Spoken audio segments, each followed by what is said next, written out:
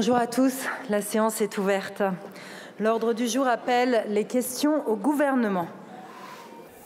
Bonjour et bienvenue dans les grands débats. C'est un moment important de la vie politique et parlementaire. Chaque semaine, les députés interpellent les ministres sur l'actualité. Cette séance de QAG, comme question au gouvernement, permet aux élus de contrôler l'action de l'exécutif. Alors nous allons revoir une rétrospective des séquences les plus marquantes de cet automne-hiver.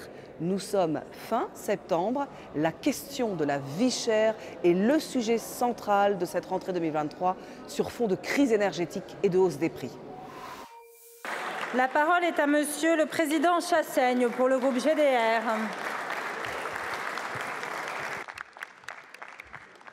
Madame la Présidente, Madame la Première ministre, la situation sociale de notre pays a atteint un seuil d'alerte sans pareil. Elle est explosive.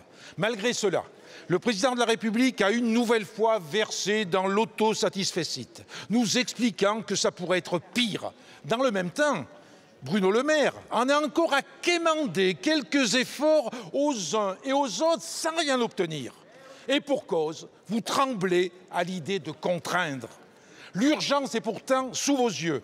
40% des étudiants déclarent renoncer à des soins. 42% des Français au SMIC se privent d'un repas par jour. Près d'un enfant sur 5 est touché par la pauvreté. Plus violente encore est la situation subie par les habitantes et habitants des territoires dits d'outre-mer, allant, pour certains, jusqu'à être privés du droit fondamental à l'eau potable. Comme l'a rappelé mon collègue Fabien Roussel, la question sociale, celle de la vie chère, est la question de la rentrée, la question centrale. Madame la Première ministre, n'ajoutez pas de la colère au désespoir. Agissez avant une nouvelle explosion sociale. Entendrez-vous enfin nos propositions? J'ai une conviction, la solution durable pour le pouvoir d'achat, c'est l'emploi.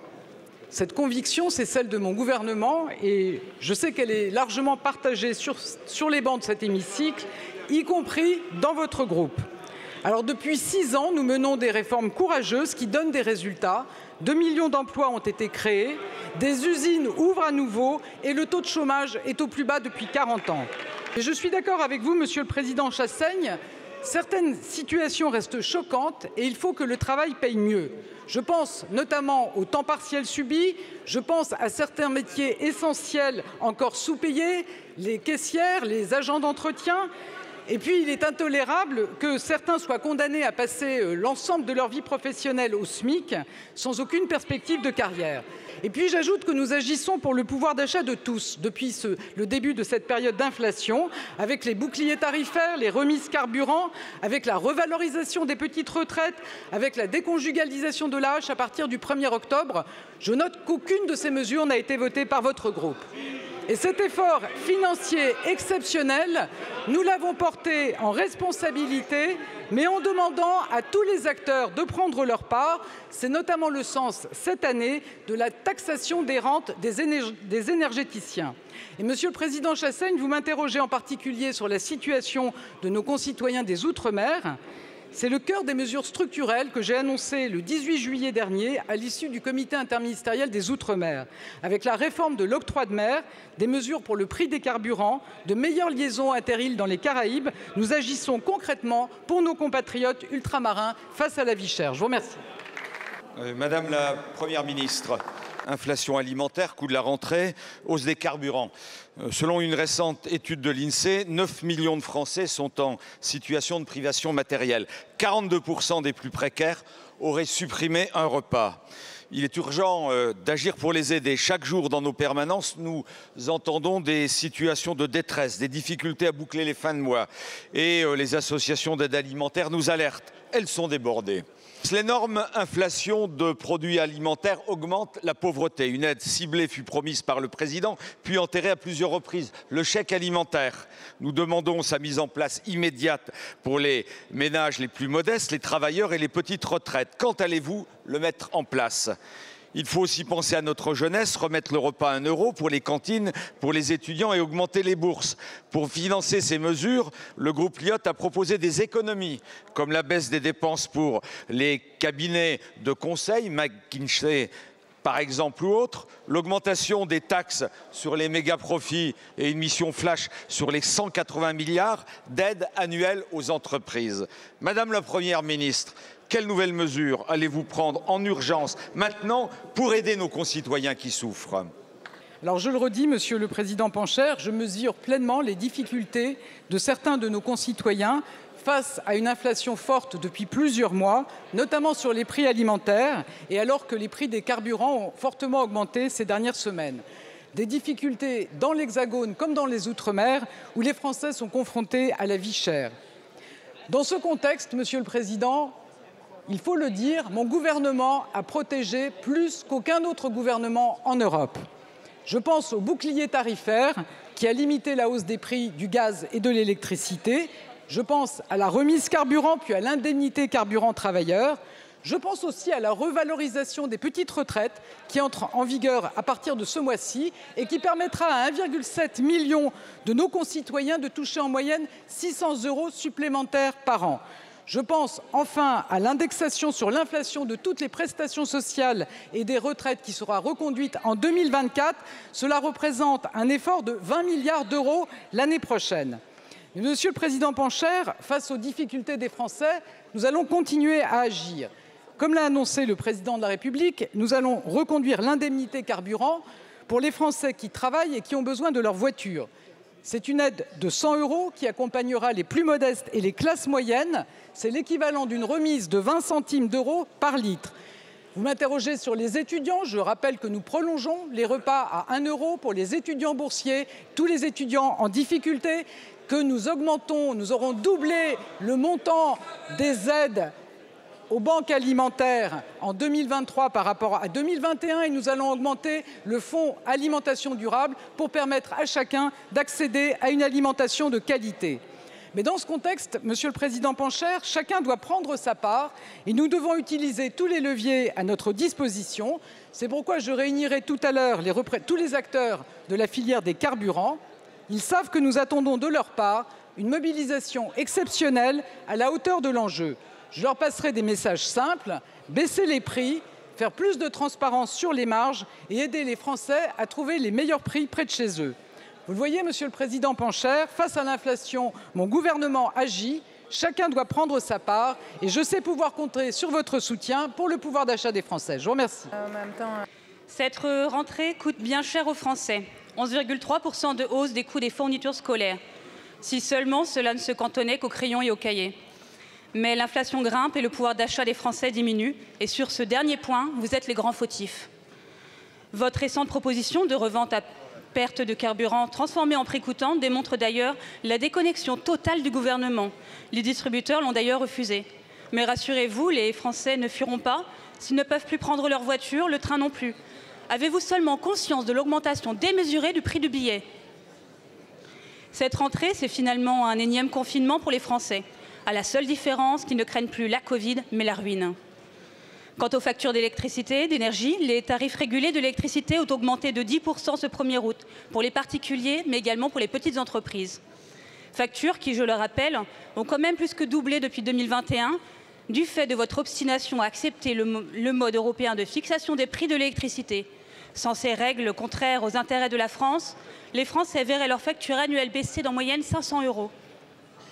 Monsieur le ministre, que répondez-vous aux Français qui manquent en moyenne de 588 € pour renouer avec les loisirs et une vie globalement plus confortable? Et à ceux qui ne peuvent plus se déplacer, se chauffer, souffler un peu et construire leur avenir décemment? Madame la députée Angélique Ranc, je ne crois sincèrement pas que les solutions du Rassemblement national soient les bonnes contre l'inflation. L'inflation, elle est tirée, vous le savez comme moi, par les prix de l'énergie, les prix du gaz et les prix du pétrole. Baisser la TVA sur les prix du pétrole, c'est tout simplement alimenter la consommation d'énergie fossile, c'est faire la politique de producteurs. Nous ne sommes pas producteurs de pétrole. Votre proposition de baisse de la TVA sur l'essence, c'est 10 milliards d'euros. C'est le prix d'un réacteur nucléaire. Eh bien, avec cette majorité, nous préférons investir dans l'énergie nucléaire et dans l'indépendance énergétique du pays que de financer la politique de restriction de production des pays producteurs. Nous voulons aussi aider ceux qui travaillent. Nous allons mettre en place une indemnité carburant transport. Elle sera mise en place, et j'espère que vous la voterez, au 1er janvier 2024. 100 € par véhicule, soit une économie de 20 centimes d'euros par litre de carburant pour tous ceux qui travaillent. Le combat contre l'inflation, c'est un combat de tous les jours. Un combat qui nous mobilise avec Olivia Grégoire, avec le ministre de l'Industrie, sans cesse. Nous obtenons des résultats, nous continuerons à mener ce combat. Je ne crois pas aux solutions de court terme du Rassemblement national. Les nôtres, qui visent l'indépendance énergétique de la nation et avoir des prix de l'électricité qui sont fondés sur le coût de production moyen de nos réacteurs nucléaires, nous paraissent les seules solutions viables sur le long terme.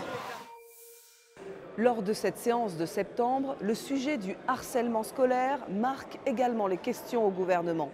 Le ministre de l'Éducation nationale annonce une lutte prioritaire contre ce qu'il qualifie de fléau. Extrait de séance. Harcèlement, humiliation et attouchement. Ces agissements ont bousillé ma vie d'enfant et d'adolescente. J'ai pu me reconstruire et construire une famille formidable. Mais jamais je n'oublierai ces heures de souffrance et de détresse. J'ai pensé à une période d'énoncer ces agissements. Cela fait maintenant plus de 40 ans. C'est loin, mais indélébile. Cette jeune fille, c'était moi.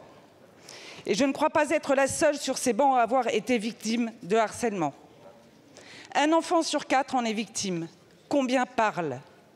Le harcèlement scolaire est un drame intime, tue, enfoui, parfois toute une vie. Le harcèlement scolaire est un drame qui porte mal son nom car il ne s'arrête pas en vérité au mur de l'école. Il continue après les cours, au foot ou à la danse. Il revient par message ou sur les réseaux sociaux. La nuit, il hante les rêves qui deviennent des cauchemars. Il a droit de citer partout. C'est un drame qui se niche dans l'anodin, une violence qui ne réclame pas de coups, une blessure qui ne se pare pas de sang. Je voudrais vous lire aussi ces mots d'enfant qui l'expriment si bien. Le harcèlement, c'est comme l'uranium, ça brûle de l'intérieur. Le harcèlement, ça commence par une étincelle, ça finit par un incendie. Maman, ce n'est pas pour rire que j'ai voulu mourir. J'aurais voulu lire enfin les mots de tous ceux qui se sont donné la mort avant de parler, qui avant de parler ont dû crier dans leur tête, mais le silence les a emportés. Il n'est rien de pire que de ne pas parler, sauf peut-être de parler et de ne pas être entendu. Nicolas, comme dans d'autres, a parlé et n'a pas été entendu. En parlant de honte, vous avez mis les mots justes, Monsieur le ministre, sur la réaction indigne de notre Académie. Je sais que vous avez à cœur que cette réaction partout change, mais pouvez-vous nous dire concrètement les actes que vous entendez mettre à ces mots pour partout les combattre? Je vous remercie. Chers collègues, la parole est à Monsieur Gabriel Attal, ministre de l'Éducation nationale et de la jeunesse. Merci Madame la Présidente, Mesdames et Messieurs les députés, Madame la députée Virginie Lanlot. Marion, 13 ans. Evaël, 11 ans. Dina, 14 ans. Ambre, 11 ans. Lucas, 13 ans. Thibaut, 10 ans. Chanel, 12 ans. Marie, 15 ans. Lindsay, 13 ans. Nicolas, 15 ans. Ces noms, ce sont ceux d'enfants enlevés à leurs parents. Ce sont ceux d'élèves enlevés à leurs enseignants. Ce sont ceux de jeunes enlevés à leur pays. Par un fléau, le harcèlement scolaire. Ce fléau, il ne connaît pas de frontières. Ce fléau, il tue.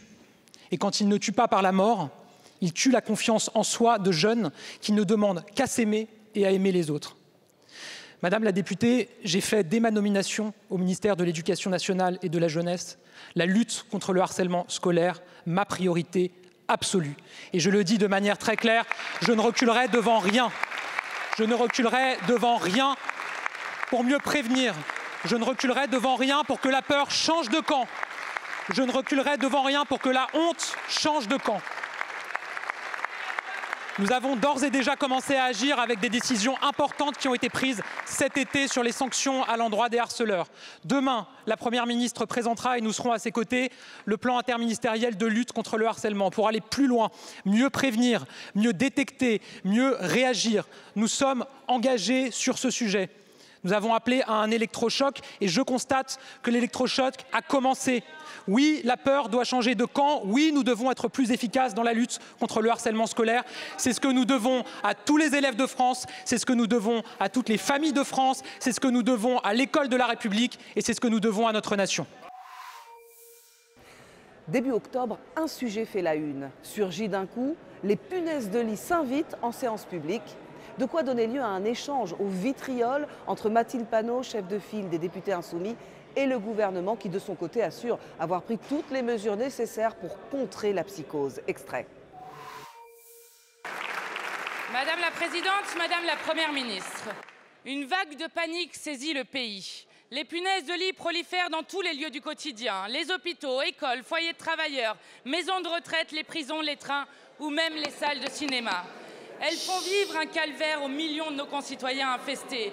Elles leur font perdre le sommeil, provoquent de la paranoïa et les isolent socialement. Les punaises de lit sont un problème national de santé publique, mais vous n'avez rien fait. En 2017, il y avait 200 000 lieux infestés. J'ai alerté, vous m'avez ri au nez, vous n'avez rien fait.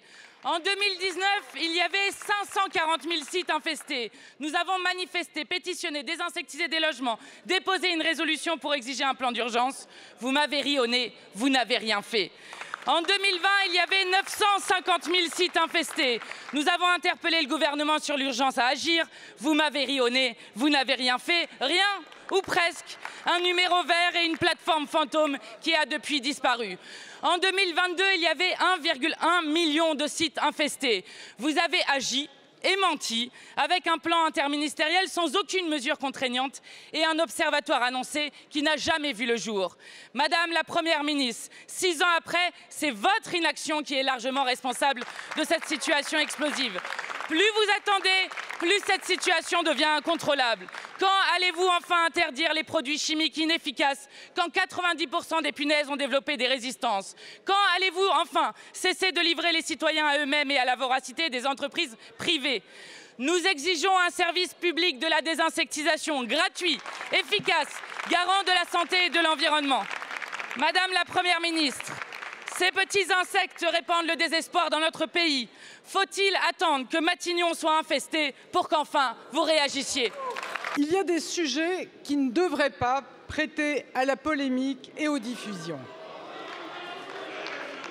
Un peu de décence, Madame la Présidente. Alors oui, les punaises de lit sont une angoisse pour nos concitoyens qui craignent d'y être confrontés. C'est un véritable calvaire pour ceux qui sont touchés. L'infestation d'un logement peut devenir un enfer pour celles et ceux qui y habitent et les solutions pour s'en débarrasser peuvent être coûteuses. Sur ce sujet, il ne devrait pas y avoir de clivage. Il devrait y avoir une détermination collective pour agir. Alors, Madame la Présidente Panot, pourquoi une fois de plus restez-vous dans l'outrance? Pourquoi ne dites-vous pas qu'il y a 1 an et demi, en mars 2022, le plan interministériel de lutte contre les punaises de lit, porté par les ministères de la Transition écologique, du Logement et de la Santé, a marqué l'attention du gouvernement face à ce phénomène et apporté des premières réponses. Ce plan, c'est d'abord de la sensibilisation pour mieux repérer les infestations et informer particuliers et professionnels concernés. C'est aussi un accompagnement de la filière de lutte contre les nuisibles pour offrir de meilleurs traitements et disposer de professionnels formés et reconnus. C'est en effet une meilleure observation du phénomène avec un observatoire qui est en cours de création. Mesdames et messieurs les députés, les punaises de lit ont infesté la plupart des grandes villes du monde. Les études nous montrent que leur prolifération est liée au voyage touristique et à la résistance aux insecticides. Pour autant, nous sommes déterminés à continuer à agir et à amplifier notre action et une réunion avec l'ensemble des ministères concernés se tiendra dans les prochains jours. Et la majorité présidentielle a engagé un travail pour trouver des réponses de long terme sur la détection, l'infestation et l'accompagnement des personnes touchées. Une réflexion qui devrait pouvoir rassembler largement dans cet hémicycle. Alors travaillons ensemble, trouvons des solutions ensemble. Je vous remercie. Lors de cette séance du 3 octobre, on retient aussi un échange entre la gauche et la majorité présidentielle sur Mayotte.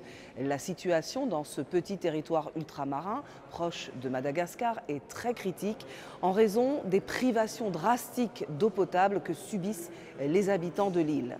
De quoi donner lieu à une passe d'armes moratoire entre l'écologiste Sandrine Rousseau et le ministre Gérald Darmanin. Laissez-moi vous proposer un exercice de fiction. Imaginez la ville de Strasbourg, 270 000 habitants à peu près, privée d'eau 2 jours sur 3. Imaginez que lorsque l'eau coule enfin du robinet, elle soit marronasse, qu'elle donne la diarrhée. Imaginez que des enfants n'aillent plus à l'école faute d'eau. Imaginez-vous dans l'impossibilité de vous laver 2 jours sur 3. Et pour boire, les habitants de cette ville doivent acheter des packs d'eau entre 6 et 10 euros qui font l'objet de spéculations et peuvent se revendre encore plus cher. Tout cela se passe à Mayotte. Et c'est loin Mayotte, très loin. Pourtant Mayotte, c'est la France. Bien sûr, on peut dire qu'il s'agit d'une sécheresse exceptionnelle, mais ce serait voir qu'une partie du problème. Ce dont il s'agit ici, c'est bien d'une crise de l'abandon par l'État. Faute d'entretien, 40% des fuites d'eau du réseau. Pas de traitement des déchets ni de lutte contre la pollution. Aucune démarche d'association des populations locales pour trouver une solution. Pas d'anticipation par les recherches. La situation n'est pas nouvelle. 29% des résidences à Mayotte n'ont pas accès à l'eau potable, contre moins de 1% dans l'Hexagone. Sans eau, tout est menacé. Bien sûr, le ministre des Outre-mer a proposé 35 millions d'investissements d'urgence, 1/10 du coût de l'autoroute A69, quelques bouteilles d'eau, 350 millions investis on ne sait pas quand, des pansements, du déni, à la fin de l'incompétence. Nous ne l'accepterions pas une seconde dans l'Hexagone. Pourquoi l'acceptons-nous à Mayotte? Ma question est simple, monsieur le ministre. Pour le gouvernement, les Mahorais sont-ils des Français comme les autres? Je vous remercie. La parole est à monsieur Gérald Darmanin, ministre de l'Intérieur et des Outre-mer.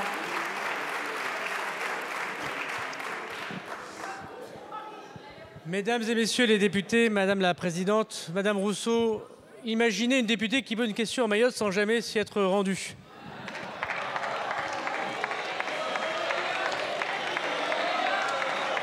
Madame la députée, s'il vous plaît. Votre intervention est particulièrement démagogique. De comparer les 50 000 bouteilles d'eau que distribue l'armée française en ce moment à Mayotte, de comparer les difficultés qu'ont nos compatriotes mahorais quand nous défendions ici même la possibilité d'avoir un projet de loi spécifique que votre groupe politique a toujours combattu, et de comparer les difficultés que connaissent nos amis mahorais, dont lequel le gouvernement fait des efforts essentiels parce qu'il n'y a pas de nappe phréatique à Mayotte, pour finalement servir vos intérêts politiques et sans vous être rendu auprès des Mahorais. Madame la députée, travaillez plutôt avec nous pour fournir à la population mahoraise sa véritable autonomie, en effet, en eau, elle qui connaît sans doute la plus belle terre de la République, mais qui connaît malheureusement le retrait et les enjeux politiciens, madame, dont vous êtes manifestement l'incarnation. Je vous remercie, monsieur le ministre. Madame Rousseau. Monsieur le ministre, imaginez un ministre qui parle de sécheresse sans jamais avoir compris le réchauffement climatique. Monsieur le ministre.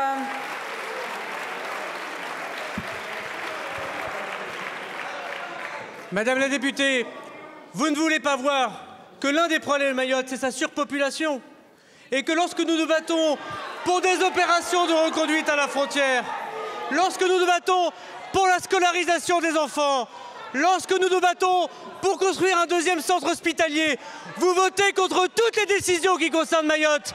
Et aujourd'hui, vous voulez nous faire croire, alors que les Mahorais réclament la fermeté de la République, que vous êtes de leur côté. Mais venez dans 15 jours, venez dans 2 mois, venez dans 3 mois, quand nous allons tous les mois avec le ministre des Outre-mer à Mayotte nous accompagner, sortez de Paris et allez à Mamoudzou. À l'approche de l'hiver, on s'inquiète sur les bancs de gauche du sort des plus fragiles. La situation précaire de nombreux étudiants et celle des enfants à la rue préoccupent la représentation nationale. En 2017, le candidat En Marche à la présidence nous promettait la construction de 60 000 logements étudiants et de ne plus avoir personne qui dorme dans les rues. Sans surprise, cette promesse est non tenue. Depuis 2017, c'est devenu l'habitude, les promesses non tenues et les 49.3 qui s'enchaînent de semaine en semaine. Et même si on ne s'attend à rien, on est quand même déçu. Indigne. Voilà le mot qui me vient à l'esprit quand je pense aux conditions de vie et d'études de nos jeunes. Indigne quand 8 logements sur 100 sont vides, mais que les étudiants dorment dans la rue ou dans leur voiture. Indigne quand le Crous ne peut proposer aux étudiants qu'un logement sur 16 demandes en moyenne. Indigne quand 12% des étudiants renoncent à leur projet d'études, faute de logement. Crise du logement, baisse des APL, hausse des prix de l'énergie, servir les plus riches pour déshabiller les plus pauvres, encore et toujours.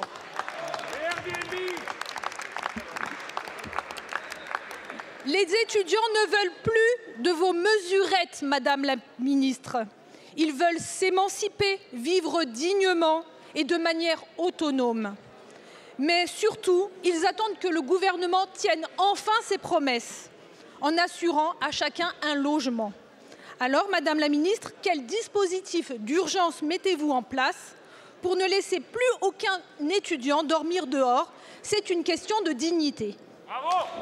Je vous remercie pour la question parce que ça me donne l'occasion effectivement de dire ce que ce gouvernement et cette majorité fait pour les étudiants de façon générale et en particulier dans le cadre du logement et dans le contexte actuel. Le logement étudiant effectivement actuellement comme tous les logements aujourd'hui connaît une crise, je vous vois pas mais et ce logement étudiant on avait un plan de 60 000 logements, 30 000 logements ont été réalisés depuis 2017. Aujourd'hui le logement étudiant fait partie d'une crise de foncier et nous sommes en train d'identifier avec le ministre du Logement le foncier disponible pour pouvoir continuer cet engagement de passer de 30 000 logements déjà réalisés aux 60 000 logements. Et puis c'est travailler dans de bonnes conditions pour les étudiants, vous l'avez dit. Et donc dans ce cadre-là, c'est 12 000 logements sur les 175 000 logements du Crous qu'il reste à rénover. Et nous avons déjà planifié cette rénovation de ces 12 000 logements. 4 000 sont en cours actuellement et 8 000 sont planifiés jusqu'à 2027. Et puis je vous rappelle que nous avons gelé les loyers de Crous depuis 4 ans. Nous avons augmenté les APL et que cette majorité a gelé aussi pour les conditions étudiants les droits d'inscription, mais aussi beaucoup les droits d'inscription effectivement et les restaurations. Et nous avons mis sur la table pour cette rentrée un demi-milliard de plus sur la vie étudiante, en particulier sur cette première étape des bourses. C'est cette majorité qui, depuis 10 ans, a fait le plus sur la réforme des bourses et sur l'augmentation des bourses étudiantes. En ce moment, dans notre pays qui se tient fièrement parmi les premières économies du monde, une réalité sombre et insupportable ébranle nos consciences. Des milliers d'appels au 115 restent sans réponse, laissant plus de 2800 enfants sans abri. Des enfants exposés au froid, à l'insécurité, à la précarité. À Lyon et ailleurs, des citoyens, des enseignants et des parents d'élèves s'organisent. Goûter solidaire, occupation d'école, ils comblent l'espace que vous n'arrivez pas à occuper, faute de moyens. L'abbé Pierre disait « Le contraire de la misère, ce n'est pas la richesse. Le contraire de la misère, c'est le partage. » Ce que nous voulons, ce n'est pas la charité. Nous voulons du travail et des logements dignes pour tous. Vous donnez des milliards aux entreprises chaque année, sans contrepartie. Et vous menez une politique qui appauvrit les gens qui ne sont déjà pas bien riches. Baisse des APL, précarisation des chômeurs, casse du code du travail, coupes budgétaires, y compris dans certains services sociaux. Vous êtes allés jusqu'à criminaliser l'occupation des logements vacants. Alors évidemment, les budgets alloués à l'hébergement d'urgence n'ont jamais été aussi hauts. Mais parce que la situation n'a jamais été aussi catastrophique. Il y a 2822 enfants qui dorment dans les rues de notre pays. Ce que nous ne voulons, ce n'est pas la charité, mais il y a urgence. La semaine dernière, nous avons voté l'augmentation des places d'hébergement d'urgence en commission des finances avec des députés de tous bords politiques. Monsieur le ministre, ma question est simple. Vous engagez-vous à maintenir la création de ces places dans le budget final que vous allez faire adopter malgré le 49.3 ? Je vous remercie. Aucun gouvernement n'a créé autant de places d'hébergement d'urgence. Aucun gouvernement. Nous sommes aujourd'hui à plus de 203 000 places d'hébergement d'urgence et nous continuons encore à les augmenter. Avec le plan logement d'abord, approuvé par toutes les associations, c'est 440 000 personnes à la rue qui ont retrouvé un logement. Et nous continuons aujourd'hui ce travail. Ce matin, j'ai eu l'occasion d'annoncer 500 postes supplémentaires. 500 postes supplémentaires, un tiers des effectifs, Madame la députée, pour la veille sociale. Le 115 que vous évoquez, les maraudes que vous évoquez aussi également. Nous, 2 ans, 5 ans dans l'hébergement d'urgence, ça ne nous va pas. Augmenter les places d'hébergement d'urgence, ça ne nous va pas. Nous voulons trouver des solutions pour qu'ils puissent trouver un logement. Et c'est ça que nous faisons actuellement. Et c'est pour ça que nous remontons ces effectifs-là avec des solutions de logement à la clé. Début novembre, la France est touchée par des tempêtes de vaste ampleur, puis des inondations frappent le département du Pas-de-Calais. De quoi donner lieu à de très nombreuses questions sur les conséquences, les dégâts humains et matériels de ces catastrophes naturelles. Extrait. Madame la Première ministre, si dans le Pas-de-Calais des milliers d'habitants sont sinistrés sous les eaux, les Finistériens ont été durement éprouvés par la tempête Ciarán. Son exceptionnelle violence, les dégâts considérables subis ont fait remonter le souvenir dévastateur de l'ouragan de 87. TPE, PME et surtout agriculteurs payent un lourd tribut. Le président de la République, conscient de la gravité de la situation, s'est rendu dans ma circonscription auprès des producteurs de fraises de Plougastel pour porter un engagement fort. Le chef de l'État a promis de décréter l'état de catastrophe naturelle partout où on pourra le faire. Pouvez-vous nous expliquer comment la tempête Ciarán peut être classée en catastrophe naturelle? Car la loi exclut, de fait, les tempêtes du régime des catastrophes et des calamités agricoles. Pour tout vous dire, ce que le président a annoncé n'est pas clair. Un grand nombre d'exploitants sont très inquiets, attendent des précisions concrètes concernant les promesses présidentielles. Pour ne pas compromettre leur activité, la survie de leur exploitation, les agriculteurs ont besoin d'un accompagnement d'urgence pour la casse, pour les pertes. Qui sera concerné par l'état de catastrophe? Sous quelles conditions? Quel délai? Madame la Première ministre, les Finistériens préoccupés attendent de votre part une réponse claire et précise. Madame la députée, avant de vous répondre, peut-être d'abord saluer le dispositif d'alerte qui a pu être mis en place pour la première fois dans notre pays, dispositif FR Alerte, et qui a permis quand même à 98% de la population concernée d'être non seulement alertée sur les risques liés à la tempête, mais sur les gestes à réaliser pour pouvoir se protéger. Et nous pouvons dire que sans ce dispositif d'alerte, le bilan humain aurait sans doute été beaucoup plus important. S'agissant des agriculteurs, ils recevront tout le soutien, évidemment des assureurs qui sont mobilisés, mais également de l'État, partout ce sera nécessaire. Croyez en la détermination de l'État, pas que sur le coup de la tempête, mais aussi dans la durée. C'est ce que nous leur devons. Madame la Première ministre, dans le Finistère, nous en avons connu des tempêtes.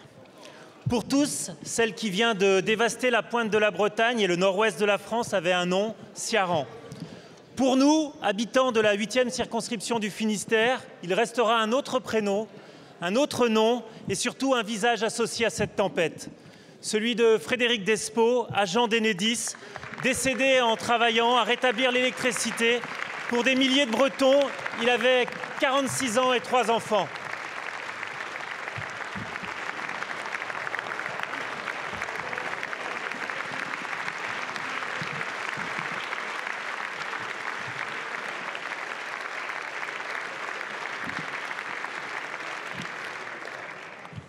Originaire de Auch, il venait dans le cadre de la force d'intervention rapide avec de nombreux agents Enedis pour réparer le réseau électrique complètement dévasté. Je souhaite, et vous l'avez fait aussi en mon nom et au nom des habitants de ma circonscription, lui rendre hommage ainsi qu'à sa famille. Son sens du devoir nous honore. Je veux aussi remercier et surtout féliciter le préfet du Finistère et ses services, tous les agents publics et tous les élus des collectivités locales, les forces de l'ordre, les pompiers et la sécurité civile, ainsi que les citoyens qui ont fait preuve d'une solidarité incroyable. Alors si cette crise a été bien anticipée et bien gérée, elle nous interroge. Comment l'État compte-t-il améliorer son plan de gestion de crise et d'adaptation pour améliorer la résilience des réseaux et leur capacité à rester opérationnels? Alors vous l'avez dit, ces tempêtes, ces dérèglements climatiques, on sait qu'elles vont être amenées à se reproduire. Si nos opérateurs de réseau ont été très mobilisés ces derniers jours, et je le souligne encore, y compris s'agissant d'Enedis, au prix de la vie d'un des agents qui était intervenu en Bretagne, nous devons effectivement mieux anticiper encore ces tempêtes et nous préparer à faire face à des vents violents comme nous l'avons connu ces derniers jours, mais aussi à des inondations. Et j'ai une pensée pour tous les habitants du Pas-de-Calais qui vivent actuellement des inondations aussi exceptionnelles. À partir du 21 novembre, l'organisation des questions au gouvernement change. Une séance vient s'ajouter le mercredi, plus courte que celle du mardi. C'est l'expérimentation souhaitée par la présidente de l'Assemblée nationale qui a voulu redynamiser ces questions au gouvernement. Alors ce jour-là, la mort tragique de Thomas, 16 ans, tué à Crépol dans la Drôme, fait la une des questions d'actualité. La parole est à Madame Emmanuelle Antoine pour le groupe Les Républicains.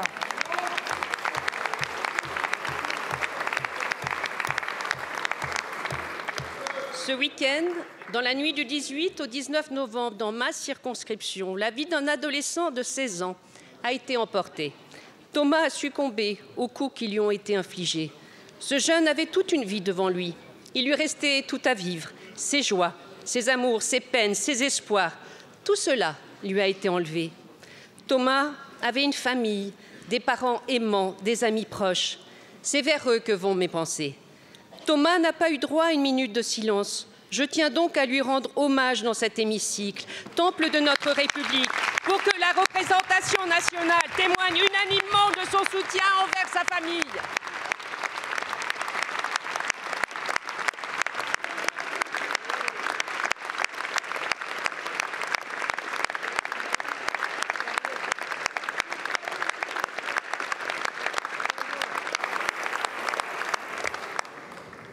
Ce week-end, une bande de jeunes a fait irruption dans un moment festif pour en découdre.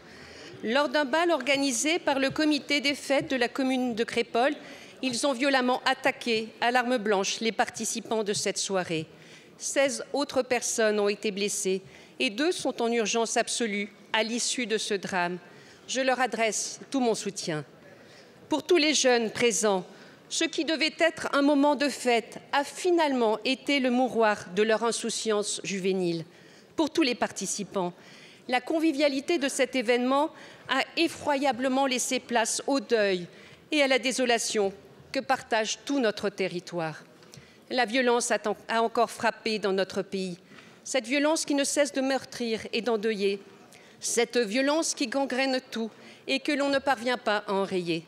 Nous devons unanimement la condamner. Notre République doit être forte. Oui, elle doit avoir les moyens de faire face aux agresseurs et se montrer ferme dans ses condamnations. Pour que des vies cessent d'être ôtées, des familles entières d'être endeuillées et pour que nos jeunes puissent vivre leur jeunesse tout simplement. Pour la mesure dont vous avez fait preuve en posant cette question. Oui, la vie enlevée de ce gosse de 16 ans méritait à l'évidence un moment de silence et de recueillement.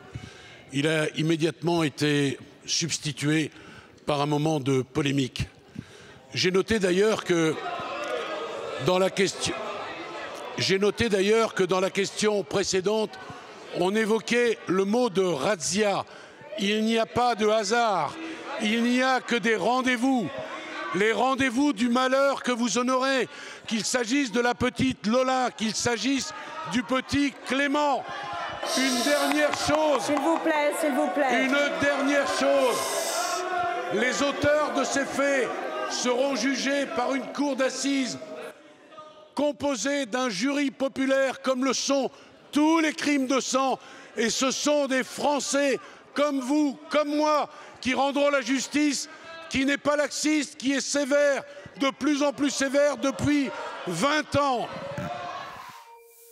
Ce même jour, les députés de la majorité comme de l'opposition interrogent le gouvernement sur les violences de plus en plus nombreuses contre les élus de la République, alors que se tient le jour même le 105e congrès des maires de France. Extrait.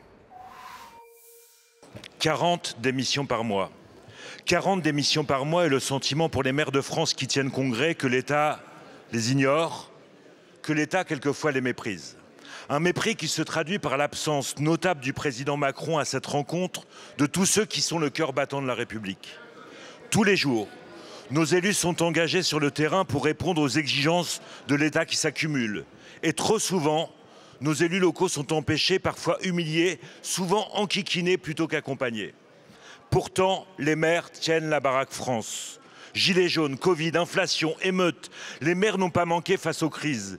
Ils sont restés à portée d'engueulade sans disposer des moyens pour répondre aux maux de nos concitoyens et des outils pour recoudre une République fracturée. Dernier rempart républicain, urgentiste d'une France qui va mal, nos maires ont le moral en berne. Madame la ministre, le temps, vous le savez, n'est pas au discours ou à la câlinothérapie. Comment le gouvernement envisage-t-il, au-delà des violences faites aux élus, de faire respecter les communes? L'engagement de nos maires est précieux.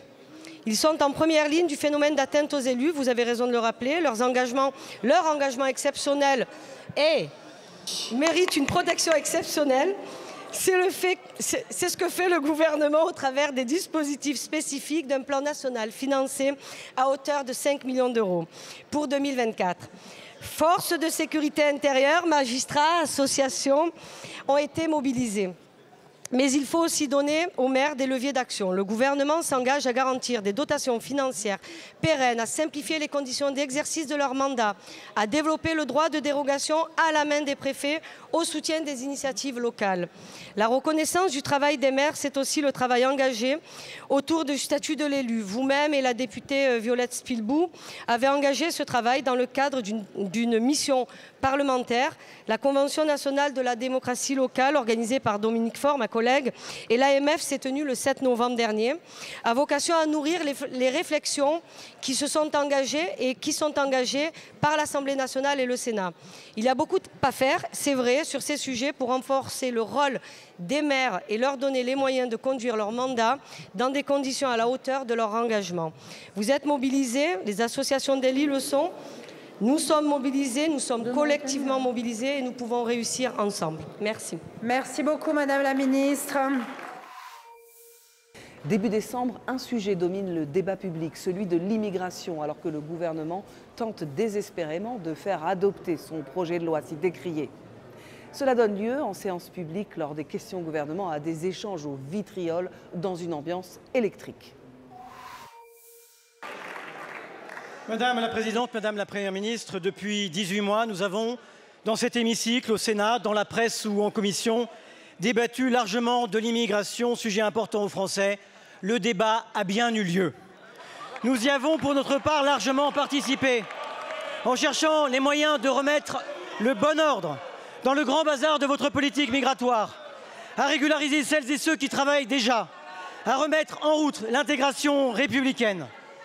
Mais le texte que le gouvernement s'apprêtait à défendre était très éloigné des positions d'Emmanuel Macron en 2017, que nous avons fait par 2 fois élire face à l'extrême droite. Vous devez vous en souvenir. Très éloigné de sa version initiale, de l'ambition même que vous étiez donnée en matière de régularisation par le travail, aveugle à la question de l'intégration, sans équilibre s'agissant des questions d'éloignement et qui menaçait gravement d'être inefficace et inutile. Il n'était plus qu'un mauvais texte de loi de police des étrangers. Le rejet de ce texte hier soir, Madame la Première ministre, c'est votre seul échec. C'est celui de votre ministre. Ce n'est pas la gauche qui vous précipite dans les bras de la droite, qui elle-même se jette dans les bras de l'extrême droite. Parce que le pacte funeste, c'est celui noué au Sénat par votre ministre, avec la droite qui porte le programme du Rassemblement national. Et pour elle, ça ne sera jamais assez. Madame la Première ministre, je vous le demande sans outrance, sans cri, sans la satisfaction du spectacle de la chute. Retirez ce texte qui ne satisfait personne avant d'être obtenu sur une pente et sur un territoire qui n'est pas le vôtre et que d'autres, après vous, utiliseraient contre la République, contre l'État de droit, contre la France. Je vous remercie.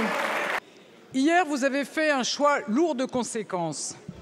Pour un coup politique sans lendemain, vous avez mis de côté vos convictions. Vous avez choisi de mêler vos voix à celles de l'extrême droite. Vous avez mis de côté Vous avez mis de côté des décennies d'histoire du Parti socialiste pour refuser le débat en vous appuyant sur le Rassemblement national. Vous étiez un parti de gouvernement. Hier, vous avez fait le choix de l'irresponsabilité. Hier, le « en même temps » si cher à Emmanuel Macron a montré ses limites et s'est soldé par un véritable camouflet pour votre gouvernement. Alors que les Français expriment leur volonté d'une baisse drastique de l'immigration dans notre pays, comme d'habitude, vous ne les avez pas écoutés et au contraire, vous avez proposé un texte qui aurait permis la création de nouvelles filières d'immigration, la répartition de migrants dans nos campagnes et la régularisation massive de clandestins. Il y avait dans ce texte quelques mesures de bon sens qu'au Rassemblement national nous réclamons depuis des années. Je pense en particulier à celles qui visent à supprimer les dérogations existantes dans notre droit qui nous empêchent d'expulser un délinquant étranger. Si l'on en croit les courriers reçus par les parlementaires en fin de semaine dernière, ce genre d'expulsion constitue une priorité pour votre gouvernement. Alors qu'en 6 ans, vous n'aurez pas été capable de vous saisir de ce sujet extrêmement préoccupant pour nos concitoyens, Marine Le Pen, dans son esprit constructif et sincèrement soucieux de la sécurité des Français, a déposé ce matin un texte permettant précisément de lever ces dérogations. D'après les déclarations de nombreux collègues, cette proposition de loi, elle, devrait bénéficier d'un soutien transpartisan. Alors ma question est la suivante. Allez-vous demander son étude dans les prochains jours? Je vous remercie. Mesdames et messieurs les députés, Madame Diaz, s'il y a bien eu un en même temps, c'est en même temps entre le vote du Rassemblement national et celui de la NUPES.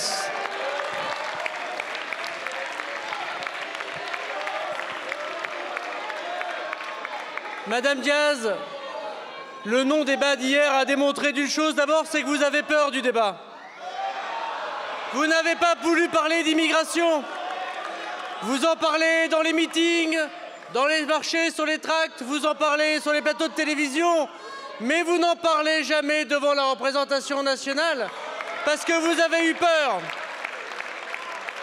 Et c'est tellement vrai que votre belle unité de façade entre les contraires, entre vos amis mélenchonistes et vous-même, entre ceux qui veulent accueillir tout le monde et ceux qui veulent accueillir personne, fait que dès le lendemain, vous proposez exactement les mêmes dispositions que le gouvernement pour lutter contre les étrangers délinquants.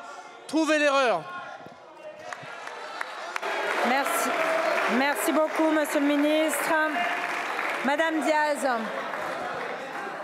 Madame la Présidente, Monsieur le Ministre, vous feignez d'ignorer ce qu'est une motion de rejet. Très sincèrement, ça n'est pas au niveau et je pense que les Français continueront de vous le reprocher. Mais moi, j'ai une dernière question pour vous, Monsieur le Ministre. Qui a peur du débat? Moi, je pense que c'est vous qui refusez de proposer aux Français un référendum. Je vous remercie, Monsieur le Ministre.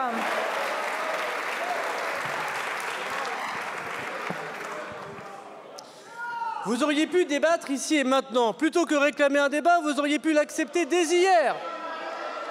Vous êtes incohérents. Comme d'habitude, le Rassemblement national vit des problèmes et ne veut aucune des solutions. Vous avez désarmé nos policiers hier, vous avez désarmé nos préfets, vous désarmez les Français et vous allez vous réjouir au prochain fait divers. Vous faites la politique du déni et vous faites malheureusement la politique du pire. Parce que ce qui vous intéresse, c'est la France qui ne réussit pas. Ce qui nous intéresse, c'est la France qui trouve des solutions. Nous soutenons nos policiers et les gendarmes, nous soutenons nos préfets. Vous faites que de la politique politicienne. Je vous remercie, Monsieur le Ministre. Madame la Première ministre, Mesdames et Messieurs les ministres, chers collègues, le groupe Horizon est déçu. Déçu que l'Assemblée nationale ait été privée d'un débat pourtant si important pour la France et les Français. Nous sommes convaincus que ce texte, voté au Sénat et en commission des lois, contient des avancées absolument nécessaires pour notre pays, pour notre sécurité, pour notre souveraineté et plus encore conforme aux souhaits de nos concitoyens. Ce sont 86% des Français qui sont favorables, par exemple, à l'expulsion des délinquants étrangers à l'issue de leur peine de prison. Il faut agir et ce projet est une pierre indispensable à l'édifice de la réconciliation entre le discours politique et l'action publique.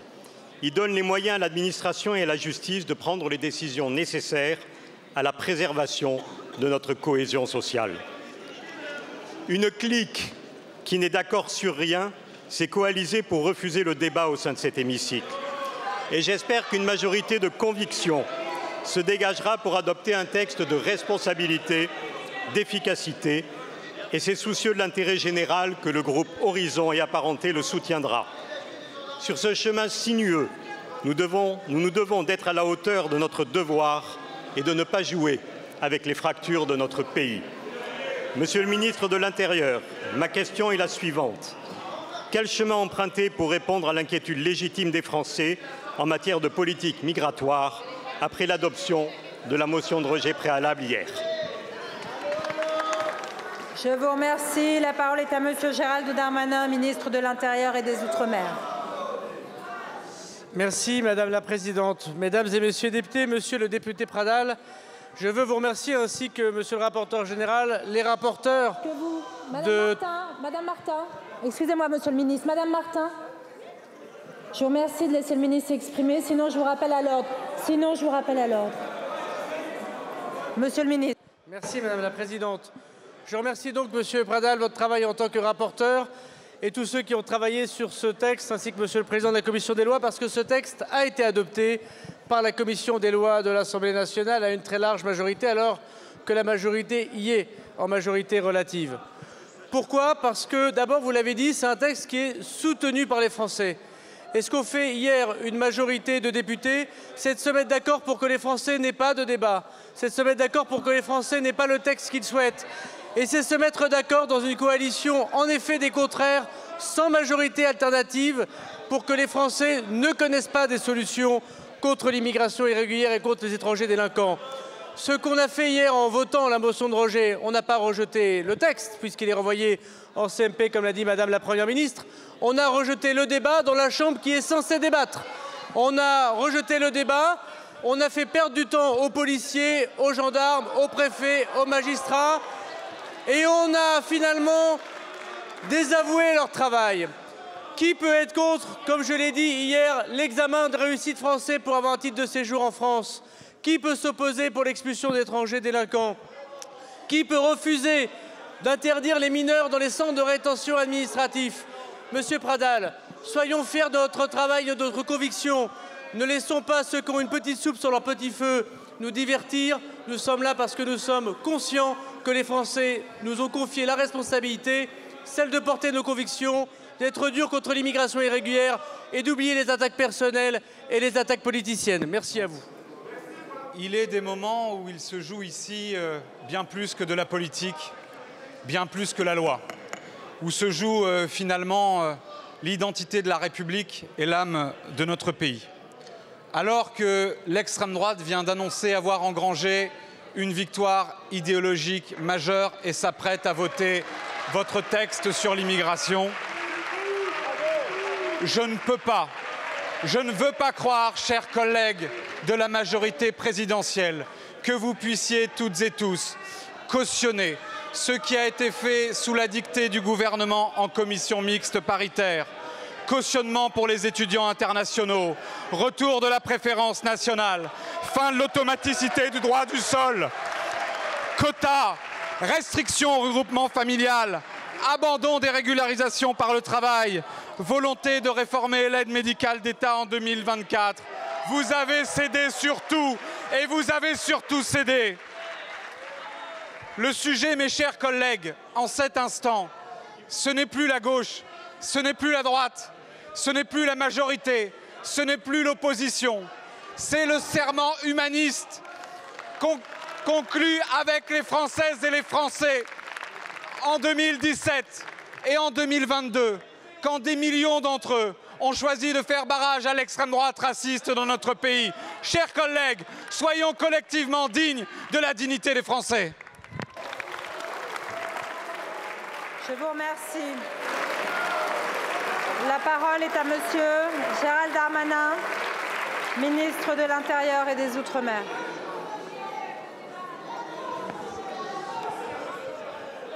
Monsieur Lucas, Madame la Présidente, pardon. Monsieur Lucas, ça vous faisait moins de peine la semaine dernière quand le Rassemblement national se levait pour vous applaudir.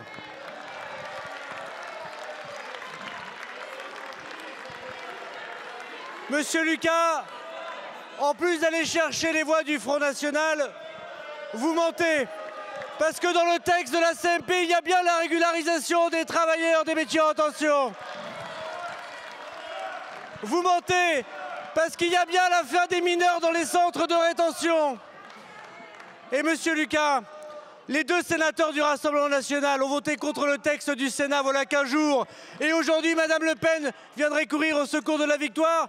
Mais c'est pour voir votre mine déconfit en ayant voté la motion de rejet, monsieur Lucas. Alors oui, nous prenons nos responsabilités. Et monsieur Lucas, n'inventez pas n'importe quoi. Grâce à l'action de la Première ministre et de la majorité, il y a des distinctions entre ceux qui travaillent et ceux qui ne travaillent pas. Mais cette distinction a déjà été faite en 1988 par Michel Rocard pour le RMI. Je vous remercie, monsieur le député. Monsieur le ministre de l'Intérieur, vous êtes lamentable. Nous n'avons pas de leçons à recevoir de la part de ceux qui font entrer des pans entiers du programme de Jean-Marie Le Pen dans la loi. Nous n'avons pas de leçons à recevoir de ceux qui offrent une victoire historique à l'extrême droite. Rien ne vous obligeait à convoquer une CMP. Rien ne vous obligeait à présenter ce texte rejeté par l'Assemblée nationale. Vous avez cédé. L'histoire vous regarde. Elle vous jugera sévèrement. Merci beaucoup. Voilà pour ce florilège des questions au gouvernement automne-hiver. C'est la fin de ce numéro des grands débats. On se retrouve très vite sur LCP pour une autre séance parlementaire.